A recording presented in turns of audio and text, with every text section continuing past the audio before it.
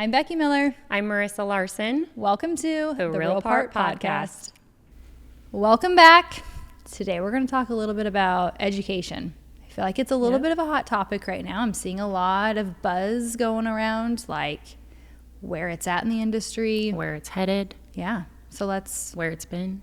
That's right. How did we get here? No, I think it's a good topic to kind of talk about. Love it. We'll give some opinions and give you the real Let's give you the real part. Every time I'm just in the back part. And here's the real part. And here's the real part. Like, we get it. Let's dive in. Okay. I think it's important. I want to preface this episode because you know me, Disclaimer. and I have to. Disclaimer. Anything that we talk about, it's never to like talk bad about anyone or say they don't deserve something or just like, I don't ever mean to be negative. I want to talk about it. It's more just bringing up a topic that I know a lot of people want to talk about and hear opinions on, and it just opens up some discussion, and sometimes it's good to talk about things and it creates change and showing the differences, clarity, making people aware of the differences of what we're discussing. Yeah, I love it. Different perspectives. Anyways, I always like to say, do your thing. If it makes you happy, do your thing. Charge what you want, whatever, but we're just going to dive in and talk about some things that are a little bit controversial, maybe. Becky couldn't be mean if she tried. I never want to be misunderstood, but Same. Biggest fear. Okay, so how did we get here, right? Like where, as far as like independent education goes, like I think it kind of blew up with Instagram. Instagram, just social media in general, kind of gave this platform that independent like artists could now be seen for them and not just the brand they worked with or not the under a salon big umbrella they were a part of. Yeah. So it kind of gave this platform to them independently, where they were getting, I know for us and like for where we were at the time, requests of like, hey, I want you to teach me this, and that's kind of, education was born and requests were happening, which and was people so were cool and so amazing. Yeah, and it opened it up not just in your salon or in your state. It kind of was everywhere, not even nationally, globally. Yeah, right? whatever like niche or business you had. Yeah, so I think it's really, really cool, and I love that the industry went there, because it was definitely, it filled a void that needed to happen. Yeah. Because at the time it was like, if you wanted education, it was through your brands that you were using, or you're going to these big shows. And in my opinion, it just wasn't like work that I wanted to do behind the chair. And it closed the gap between celebrity hairstylists and real hairstylists, Yeah, in my opinion, which did. Probably sucked for all of those hairstylists at the time. It was probably a little difficult because they had worked their butt off to get where they were. Yeah. But it was like celebrities could now see anyone that could do hair. It wasn't just because you knew so-and-so. Well, you could be a bridged. well-known hairstylist in a small town and anywhere, you know? You didn't have to be in LA. You didn't have to be in New York anymore. It was like you could have a platform and a demand for you based off of the following you built, you know? But with that came a different type of educator. Yeah. Right? All different kinds of educators. Yeah. That's what we really want to talk about. And I don't know, Becky. So I think we can definitely sit here and humbly say, like, we're not experts in anything, right? No, definitely we're not. not the only people that can educate in hair. No. So-and-so is not the only educator. This stylist doesn't know everything about hair. They're the only one that should be teaching.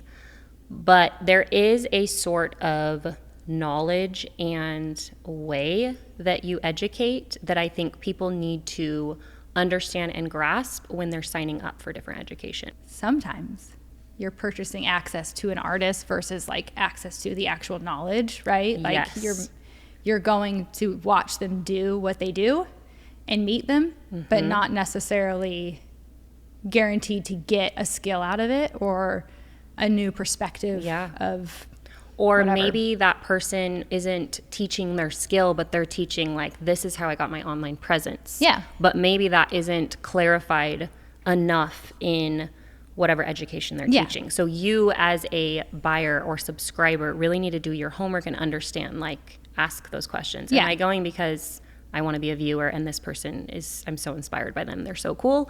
Or I really need to learn how to cut these layers and do this color placement. Are they going to know how to do this the best way?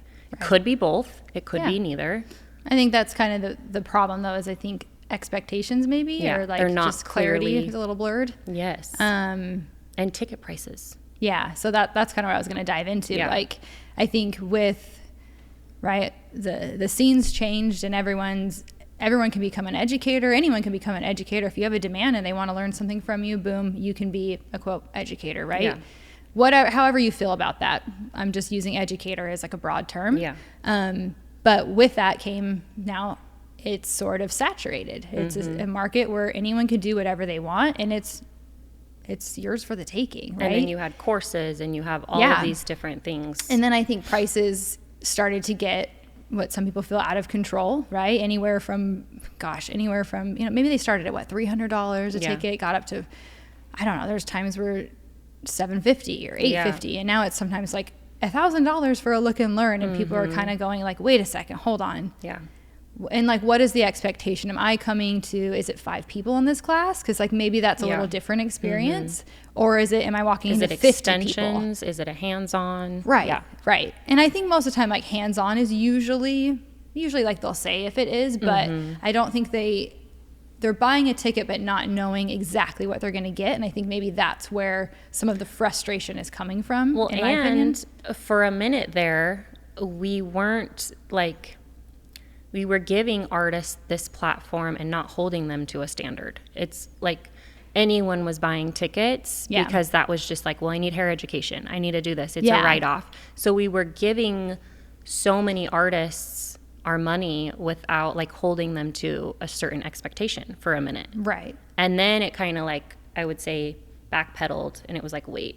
Yeah. I'm not just going to every education class now. I don't have the time. I think that's what's happened. So now people are like, hold on, I guess I need to figure out, I don't know. Yeah. For me, that's where I I think started it blew seeing up, a shift. and then tickets kind of got expensive to where it has made people look deeper. Yeah, and go, which ones do I really want to go to this year? Instead not of everyone just going should to be on anything. A pedestal. Yeah. Everyone's just going to anything just because it's coming to their city or whatever. They're being a little bit more choosy, and I've noticed that a lot. Like, we have the privilege of hosting a lot of educators here, and all have been incredible. But I know some have had a harder time selling tickets, and we've had experiences where they've had to cancel classes, and that's such a hard thing. And it could be so many variables to that time of year. Or maybe we had an educator the week before, and some people weren't in the area wanting to spend again. But I'm just starting to see people be a little bit more choosy. Yes, to interrupt you. And I'm going to make you get real. That was such a nice way to interrupt. To make you get real, which I know you're going to feel uncomfortable, as a salon host. So Becky has this beautiful salon that she hosts, like you just said. I mean, you've probably had 20 different I should know that number, but probably we don't pay attention to numbers like that. No. Only profits and margins. I want to ask you, have you come across educators that maybe one is a little more understanding of salon etiquette, salon host etiquette? Is there an unspoken etiquette? Do some cross that boundary? Do some have way more expectations than others? I'm interested to see kind of where that's at as a salon host, which you've also been the educator. We both have, showing up at a salon, expecting them to host, and kind of walk us through when we were doing it more, what we expected when we would go to a salon host. Yeah. And then how maybe times have changed. It's a lot to unpack. I'm going to try to get through that fast. I think you can do it. So this is a fun little segue. Yeah, getting into hosting or being the educator to be hosted. Yes. We obviously deal with all sorts of different educators and what they offer. We've had people say your whole team of 15 can come for $0 investment. We just ask that you guys have it set up, maybe bring some light bites in the morning and drinks, and they'd kind of take care of everything else. Which is still a lot to offer. That's so great. That's huge. Yeah. I mean, I'm always floored when they do that. No, I'm saying you guys too, to offer the light snacks, come in early on your day off, open the salon. Yeah. And then, I mean, there is a lot on the host salon for sure. Yeah. I mean, there's obviously wear and tear on your space. The night before. And I mean, we're we have a storage unit, we're getting the chairs and we're setting it up, and we're cleaning everything and making sure the bathrooms are stocked and the back stock of the bath. I mean, there's so many little things that we do. We have a team, and we kind of all dive in and do it. And we even help order lunch so we know it's here. We want, it's them almost like a wedding venue. It's your big day, and we want you to be able to come in and do what you do well. And I got you. Yeah. If something happens, someone needs something, figure it out. We got it. We're here to help you. And I think that's what makes I like to think makes us a great host salon. That was kind of as the host, and then having Yeah. the educator offer, you get X amount of tickets, or have you ever had someone that's just like, hey, you don't get any tickets, this is what I expect, and then maybe there's like no sales and you're wondering, not even to judge like if they're popular enough, I don't think that has anything to do with it, because you do have people with a bigger Instagram follow, just like a bigger reach in general, but do they kind of come in with this expectation like you're going to sell the tickets for them, or is it they're selling the tickets? Typically, the educator knows they're selling the tickets. Yeah, that's how I actually always don't. thought. We're working on a contract just so it's very clear expectations of like, this is what we do and what we do not do, just to make that easy. Yeah. But most of the time, they know they have to promote, and the success. Because that's of it how it was depends when on we were them. educating. It wasn't like we're going to go and expect them Yeah. to sell these tickets. Like, obviously locally, it's like, hey, we're proud to host these. Yeah, and these like you can individuals, announce it, so- but it's not. Yeah. But I like whether we got you 5 people or 0, like it's kind of up to the educator. Yeah. Typically, if you're educating, you have a demand in that area. You probably have had people that have asked you to come to that area, which is But why do you would feel even like go there. some people are missing that mark? Like Sure, they're just I think like, there's always. I'm going to teach a class here, I'm going to teach a class here, but not even doing the research, like just going back to the difference in educators. Yes, I think that comes down to experience, Yeah. right? I think there's educators out there that Which is part can of sell our out a class conversation. no matter where they go. They could put it anywhere and sell it out. They have the Yeah. demand. And I tend to see the most generous educators that are like, hey, we'll give you a team of free tickets, Yeah. are usually the ones that do not have a hard time selling out the Yes. class. And I understand that. Yeah. Like, usually when you're trying to get it up and running, you can't really afford to like half your class be free. Yeah. Unless you're just going Especially if strictly you're for just the starting, experience yeah. of it. Like, I understand that. But if you're flying in and you're like, hey, I would love to have my class here, but I can't really give you all free tickets because I have to pay for like my But flight. it's all a communication thing, Yeah. and having the understanding that if you're going to enter the education space with not a big reach, that you do kind of sacrifice and make risks. Oh, yeah. Yeah, you do. Like, Yeah. I mean, we've gone to classes where it's like, or we've taught classes, right? Yeah. Where it's like we 5 don't even have people enough or- money yeah. to buy a ticket We're to like, the "Oh, that class was at the humbling." end of it. Or Yeah. I've done it where I've made thousands, Yeah. you know, it just depends on the demand and the location and all that. But to answer your question, yes, I think there are differences in all educators, and I really try not to like ever fault them. Typically for me, if somebody, there's 2 different avenues I look at. If I reach out to an educator and I say, we would love to host you, That's different. I don't expect Free tickets. anything. Yeah. I don't expect free tickets, anything. I will ask them sometimes, is that something you offer? Yeah. Just because I think that's the smart business thing to Yeah. do. But if they say no, I'm still happy to host you. You Yeah, know, I'll still totally. host you because I that's what I built my space for. Yeah. I love that. But I think on the flip side, when they come to me and say, can I use your space? Yeah. I feel like I can a little bit say, yes, you can, but here's what I ask. Yes. Can you give us, maybe it's 5 tickets that are, maybe it's 4 that are complimentary, but Or you know, a 20% percentage off off, code yeah. for the rest of the team or something. Yeah. There's some things like I will probably never pay because I have to be here. Yeah. I have to be here, like, unless I'm actually taking the class and there's a hands-on portion that I'm attending, that's different. But as the salon, I will try to set those clear expectations in the beginning. And I will always tell them to, like, do not feed my team. Like, if we're coming for free or discounted, We you do aren't not need to expecting feed my anything team. else, Do yeah. not give them goodie bags. Like, Yes. I got all of that covered. We will sit in the back. But I also have, like, my team so trained that if the class is, like, I shouldn't say have my team trained, but we've done this so Like much overly that full, like you if stand in the the class back. is kind of like lagging and no one's talking, like they know ask to questions, speak up. yeah. They know to like keep it moving. Like, See, but which I love that. we're breaking down this etiquette because I'm sure Yeah. there are so many people right now, like I had no idea, like taking notes. Yeah, Because I mean, there's a lot we etiquette's- could dive into. This I feel like is a whole episode on its own that we've like segued into. No, I think this is great But because it's great. it's such a part of education that why I wanted to bring it in is there's Say so it many again. that don't know the etiquette, and it's important and it's such a big part of it. And so I think it's good to be talking about it and giving Yeah. your experience on both ends. Yeah, it is. I get it. I get it from the educator side, but I also think like as the educator, if I go to someone and say, hey, I love your salon, I would love to educate there? Like, I would can I expect use your nothing. space? Yeah. I don't think, like, etiquette wise, I would expect them to purchase a ticket or like that would be awesome. I remember back in the day, I wouldn't. if I was like, okay, I want to travel here and do this, or I've had people DM me from this place, I would find a salon and reach out.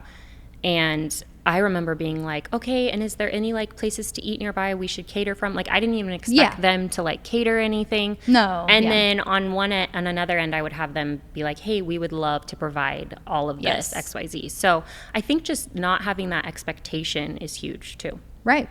Yeah, I agree. And I think the salons are more likely to, like, if, for example, like when a educator comes and they're saying, hey, I will give you 15 free tickets. Yeah. I'm like, please let me do something. So then I'm like, I will bring in bagels and mimosas and I will do all these things just to make your event, because I have the budget for that now, because I'm not having to pay for some of my team to attend some of these events too. So well, and it's a transaction at the end of the day. It needs to be smart for both of you. Absolutely. I mean, maybe more so for one or the other, but Yeah. it can't just be a free load, free for all. That just doesn't make sense for anyone's time. But yeah, there's definitely some etiquette that I think is not talked about. And there's a lot of confusion for like new educators. Okay. Like, how overwhelming and daunting to be like, where do I even start? And like, what do I ask for? Yeah. And what are they asking too much of me? Like, they want me to give them all this for free, but they asked me to come there. Like, well, that's kind of hard. If you're very new, I think break it down as simple as this. If you are reaching out to a salon, then I think your expectations need to be very low, because, again, you're reaching out as the educator. Mm-hmm. And then if you're a host salon reaching out to an educator, I think it needs to be, here's what we can offer you, because we'd love to have you. Yes. So just keeping that as your baseline. Yeah. And I think as the educator, if you have flights involved, hotel involved, maybe you have to bring some of your team with you to make this experience happen and make it happen well, then you need to maybe guarantee, hey, you asked me to come there, I would love to come there, but I need at least 5 tickets sold. Like, can you guarantee that? Yep. Or, I mean, there's different ways. I've seen it so many different ways. And disclosing it versus just, well, I thought they would do that. Or, Or just frustration. Like, it happens when expectations aren't set, Yeah. Clear expectations for sure. Yeah. Okay. So coming back to education and where it is now currently, tell us your thoughts. So I think there's a lot of talk right now about, it's funny, I see both. Like, people will be like, everyone's an educator now. And like, why do they get to be? And I'm like, well, we kind of have to like look at what happened in our industry. And I'm like, you guys put them up on the pedestal and now you're mad that they're not the best educator ever. Well, they never sought out to be. Like, you created demand. They came. And because they're not the best educator, maybe you left frustrated, but what were your expectations going in? So I think, are you paying to meet this person and to see what they do really well? Or are you paying to be educated, to learn a new skill set or a new placement? Like, and you want it broken down on like an educator level. Is it about the person or their skills? Right. And it can be just both. have clear expectations going into it. Because I don't think one is right and one's wrong. Like, it really so is I don't think you're beating around the bush. So influencer versus educator. She's scared to say it. There's nothing wrong with influencers. Yeah. There's nothing wrong with just being an educator. I would say I think the a majority are both. Yes. I think that's where the frustration comes from, is the industry put them up on a pedestal, but they're like pissed off that they're charging that. Yeah. And it goes back to pricing. Like, we preach it in our industry. We can get like, so angry, but then we can also say, okay, but they're charging it and people are going. Period. Do we think it's ethically right? Maybe not all the time, but it's not our opinion to have. Nope. It's the same thing. Like, if I'm charging $5.50 for a highlight, do I think everyone's going to pay that? No. Do I think I'm worth that? Yes. But do some people think I'm worth that? Yes. They've gotten to a place where they can now decide that. Yeah. So, love it. I think the responsibility and the accountability needs to be on the student. Yeah. Period. Yeah, totally. And I think it's a good conversation for educators to think about. Like, if you're not selling out classes as much as you were, they need to be held accountable. You need to sort of look inward of what is the value you're offering and maybe price matching it, right? It's the same thing in the salon. If I have 0 clients, but I think I'm worth $5.50 for a highlight, nobody knows it yet. Yeah. So you got to start somewhere, build up your demand, and then sure, your pricing can be higher if you want to keep your classes capped. Like if I'm an educator and I'm selling out, it would be so stupid to not increase it. That is the business decision that makes the most sense. Yeah. Just because you can doesn't always mean you should, but can you get away with charging $700 for a look and learn? Absolutely, if your demand is there. Yeah. But I do think it will start to go down if your value isn't met. Amen. To make the conversation harder, to have the harder conversation, because I feel like a lot of the online speculation or the online conversation is to point the blame at the influencer or point the blame at, I don't know, if someone's qualified. On the other end of it, like, ask as an educator that's comparing, are you jealous? Like, where is it stemming from that we're so frustrated? I think it comes from not being able to afford it, to be honest. Totally. I think people get frustrated because they want education, they want good education, but they want it affordable. And that is absolutely right. Like, they should. Absolutely. I just think it gets hard because I see both sides, that you can't get mad at some of the top educators that are the most in demand that year or that whatever that phase that we're in. That have worked so hard to get there. Yeah, I mean, it is a lot of work on the back end, and a lot of them have created a lot of other support businesses, online education and things. Like, it's a full business that they're doing. They're not just out there doing it to like stroke their own ego. Yeah. So I see both sides. It's hard. Like, I came into this episode, like, I really want one way to and I don't want to defend either side because I see both sides. To add some nuance to it too is, okay, let's say you do just follow this hair artist that seems more like an influencer. There's still a lot to be gained from going to a class from quote unquote influencer, because they can teach you content ideas, how they're like growing their audience or their business. All of those things are important too. But again, going back to, what are you going for? Right. Like, is that labeled as a content creation photo class, or is it, I'm going to do hair for 10 minutes and then the second half is how I have 150K on Instagram. Right. You know what I mean? Yeah. So I don't know. It is so true. Like, there's not a right or wrong, but going back to ticket prices being fair is such a huge factor. Yeah. Because you do want these new stylists, these baby stylists up and coming, to be able to continue taking classes. Like, I almost feel like the younger stylists aren't taking classes like they used to because of this reason. And that scares me, to have a generation that's maybe just not as educated. Yeah. And I think what starts to happen in some of the frustration also that I see is, because anyone is an educator and can be an educator, it's not always like great quality, right? So even if you're like, I don't expect it to be, but sometimes like there's information that gets put out there just because they have a platform, it's being taken as like the word of God, and it's like there's just scary. Well, it's so such an much age that goes thing, in, and such an experience. And it depends in on the what platform industry you're on. Really, like TikTok is a younger platform, I feel like, and so there is so much influence happening on the younger generation of stylists. Yeah. And I've talked to other salon owners, and they're like, gosh, they're bringing in these videos, or they want to bring in this new color line because so-and-so. Yeah, and they're not understanding anything. the business side. Like, they are paid to say these things. And you can love the brand and get paid. Like, that can happen. Yeah. But also, can you do good hair with almost any color line out there? Yeah, it's a preference thing. But I just think there's a lot of influence happening. They're not going to learn it until they experience it. And so that's why we just have to continue to push for assisting and making sure stylists are still out there, like, I don't know, not just jumping into it from school. So now that we've kind of where it was, where it's now, where do we think it's going? Where do we hope it's going? Yeah, I think we kind of touched on it, right? People are being more picky with the classes that they are going to. I feel like cutting is going to be more what people are like. Yeah, cutting got on the back burner. Color heavy, and everyone had to learn how to do a money piece, you know, like, and they wanted to know how everybody else did theirs. That everyone's going to classes for that hairline. Like, sole reason. I know. And then that they're like, and how you take your photos. Yeah, that was like the main bread and butter. Yeah, totally. That's so funny. Yes. How you edit your photos. Haircutting, I totally agree. Yeah, I think haircutting will be a big thing that we're finally seeing. Which is so important. So important to be a well-rounded stylist, definitely. And I think maybe smaller class sizes. I think educators are being forced to step it up a little bit in what you're offering.